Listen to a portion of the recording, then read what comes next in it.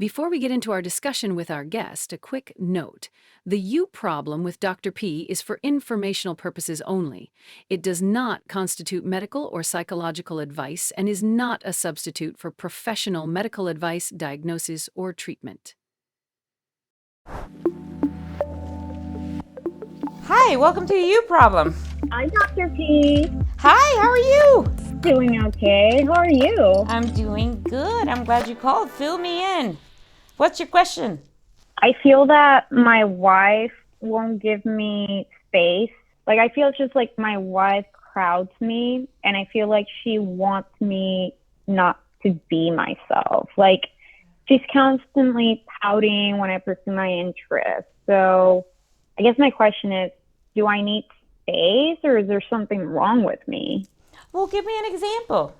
Well, I'm very artistic. I have a pretty big social group life. I do acting.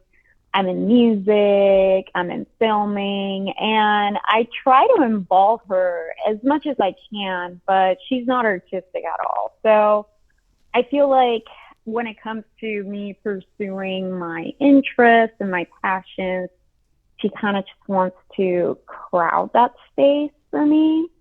So I don't know if that's like a feeling that I have and that something wrong with me, or if she just doesn't want me to be myself. Like, I really don't know how to tell the difference at this point. Does she make you feel bad about it?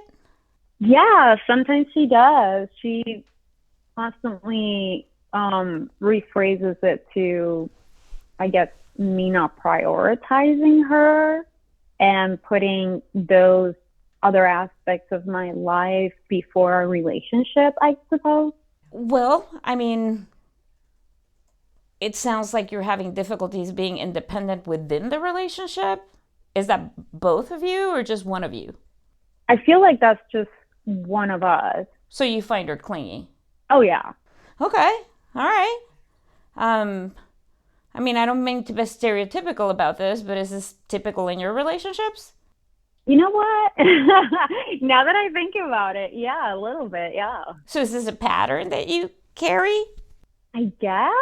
Are you worried that your independence is not, you're not making your independence or your interest clear enough in the beginning, or that, people think that they can change you, or are you picking people that don't have similar interests? I feel like I can be very much out there, and the more I'm in a relationship with somebody and it evolves, it kind of goes the opposite way. I feel like the more I let them into this world that I'm very good at being a part of, they feel left behind no matter what I do to include them. I see. Okay. So are you clear about this from the beginning? Like, look, I have this weird little world of mine when I'm really creative, and I do these things, and you show them that from the beginning, or do you surprise them in the middle of the relationship and go like, oh, by the way, and I spend all this time doing this and that and that, and then all of a sudden they go like, wow, is this a bait and switch or something?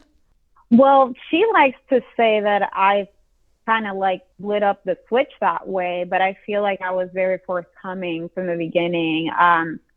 I've been often told by my partners that they love how creative and artistic I am, and how everybody just does gravitate to me. But then in the moment when it's happening, they don't show that at all. It's like they switch their demeanor.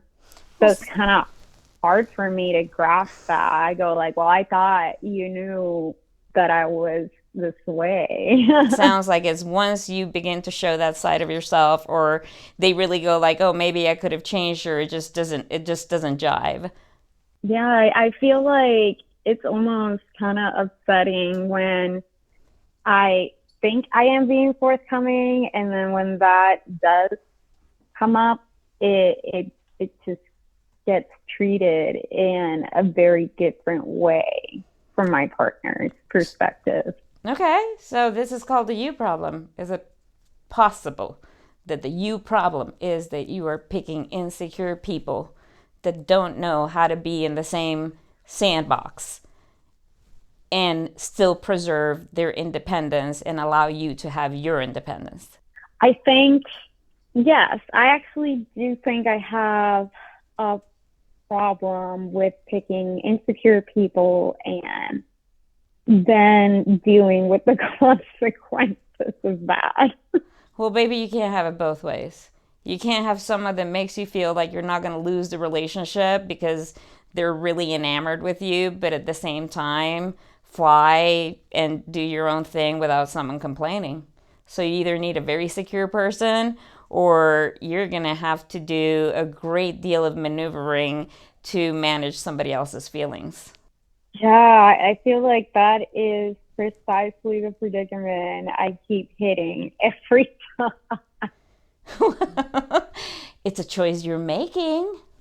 Yeah, I don't know why though. I mean, do you think I just have a problem with picking a secure person, I suppose? I think picking an insecure person probably goes with what you're saying. You're creative, you like attention, you like, hey, you're a performer, so you know what? Someone's gonna really look up to you in that way. An insecure person will like, wow, I'm so fucking blown away, right?